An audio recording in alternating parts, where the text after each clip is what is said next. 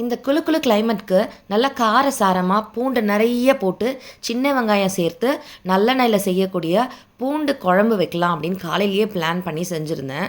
சுட சுட சாதத்தோடு சாப்பிடும்போது அருமையாக இருக்குமே அப்படின்னு நினச்சிருந்தேன். பட் சர்வன் குட்டி எந்திரிச்சு வந்து குட் மார்னிங் மாம், என்ன சமையல்னு கேட்டார். நான் இந்த மாதிரி பூண்டு குழம்புன்னு சொன்ன உடனே சர்வன் குட்டிக்கு மூஞ்சி சின்னதாக ஆயிடுச்சு. எனக்கு இன்றைக்கி ஃப்ரைட் ரைஸ் பண்ணி தரீங்களா அப்படின்னு கேட்டிருந்தாரு.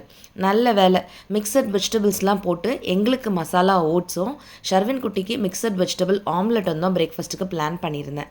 ஸோ எப்படி இருந்தாலும் மிக்சட் வெஜிடபிள்ஸ் கட் பண்ண போகிறோம், அப்படியே நம்ம ஃப்ரைட் ரைஸ் பண்ணி கொடுத்துடலாம் அப்படின்ட்டு ஒரு பக்கம் நான் பாஸ்மதி ரைஸ் கொஞ்சமாக ஒரு 1/4 டம்ளர் நான் வேக வச்சுட்ருக்கேன். எப்போவுமே இந்த மாதிரி நான் பூண்டு குழம்புலாம் பிளான் பண்ணுறேன்னா பூண்டு, சின்ன வெங்காயம், புளியெல்லாம் முன்னாடி நாள் ராத்திரியே ரெடி பண்ணி பாட்டிலில் போட்டு ஃப்ரிட்ஜில் வச்சுருவேன். இந்த மாதிரி ப்ரீ பண்ணி வச்சா மறுநாள் காலையில் எனக்கு கொஞ்சம் நிறையா ரெசிபீஸ் பண்ணுறதுக்கும் வெஜிடபிள்ஸ்லாம் நிறையா சேர்த்துக்கிற மாதிரி ஹெல்த்தியான டயட்ஸ் பிளான் பண்ணுறதுக்கும் எனக்கு ரொம்பவே யூஸ்ஃபுல்லாக இருக்குது. ஷர்வன் குட்டி ஹெல்த்தியாக இருக்கணும்னு நான் டயட் பிளான் பண்ணுறதா இல்லை ஜிக்கு டயபெட்டிக்கு டயட் பிளான் பண்ணுறதான்னு தெரில. இவங்க 2 பேருக்கு ஹெல்த்தியாக டயட் பிளான் பண்ணுறன்றதுல என்னுடைய தைராய்டை பல நாள் நான் விட்டுடுறேன்.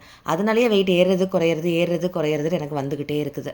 எனிவே அவங்க 2 பேருக்கு ஹெல்த்தியாக நம்ம சமைச்சு கொடுத்தா நமக்கு சந்தோஷம்தான். நாட்டுக்கோழி முட்டை கிடைக்கும் போதெல்லாம் ஷர்வன் குட்டிக்கு ஒரு நாளைக்கு 2 நான் பிளான் பண்ணுவேன். நாட்டுக்கோழி முட்டை கிடைக்கலன்னா சாதா முட்டை பிளான் பண்ணுவேன். நாட்டுக்கோழி முட்டை நமக்கு இந்த வாட்டி ஃப்ரெஷ்ஷாக கிடச்சிருந்தது. ஸோ அதனாலேயே அதையும் வச்சு அப்படியே ஃப்ரைட் ரைஸ் பண்ணிடலான்னு பண்ணிட்டேன். ஜஸ்ட் எல்லா கலர் கேப்சிகமும், கொஞ்சோண்டு கேரட்டு, முட்டைகோஸு, நாட்டுக்கோழி முட்டையும் சேர்த்து சால்ட் பெப்பர்லாம் போட்டு கொஞ்சம் பூண்டெல்லாம் நறுக்கி போட்டு பட்டர்லேயே நான் வந்து ஃப்ரைட் ரைஸும் பண்ணி வச்சுட்டேன்.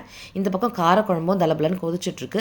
மதியானம் லஞ்ச் மெனுக்கு நான் என்ன பண்ணியிருந்தேன் அப்படின்றத கார்த்திகா ரெசிபீஸில் நான் உங்களுக்கு காமிக்கிறேன். இந்த மாதிரி ஃப்ரைட் ரைஸ்லாம் சமைக்கும் பொழுது சுட சுட அப்படியே நம்ம வந்து லஞ்ச் பாக்ஸில் பேக் பண்ணோம்னு நினச்சோன்னா இந்த மாதிரி ஹேண்டியாக ஹாட் பாக்ஸஸ் வந்து லஞ்ச் பாக்ஸஸில் இருக்குது. அது இருந்துச்சுன்னா நம்ம சுட சுட பேக் பண்ணிடலாம்.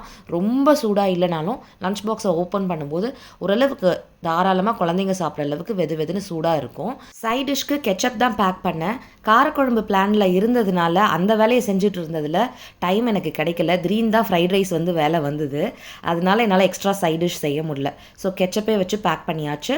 ஸ்நாக்ஸ்க்கு ஆப்பிளில் லைட்டாக உப்பு தூவி கிளறி நான் பாக்ஸில் பேக் பண்ணிவிட்டேன். அடுத்து பஸ் ஸ்நாக்ஸ்க்கு ட்ரை நட்ஸ் வச்சுருக்கேன். இதோடு சேர்த்து கட்லரி செட்டும் லஞ்ச் டவலும் லஞ்ச் பேக்குள்ளே பேக் பண்ணி வச்சாச்சுன்னா அவ்வளோதான், என்னுடைய வேலை முடிஞ்சு போச்சு. அதாவது ஷர்வின் குட்டிக்கு லஞ்ச் பாக்ஸ் பேக் பண்ணுற வேலை தான் முடிஞ்சிருக்கு. நான் இந்த பூண்டு குழம்புன்னு ஒன்று செய்ய ஆரம்பித்தேன் இல்லையா, அதுக்கு ஒரு சைட் டிஷ்ஷும் எங்களுக்கு பிரேக்ஃபாஸ்ட்டும் செய்யணும். கடகடன்னு அதை செய்யணும். இப்போதைக்கு ஷர்வன் குட்டிக்கு டாட்டா சொல்லி ஸ்கூலுக்கு டைமுக்கு அனுப்பி வச்சிடலாம். Tata friends, take care.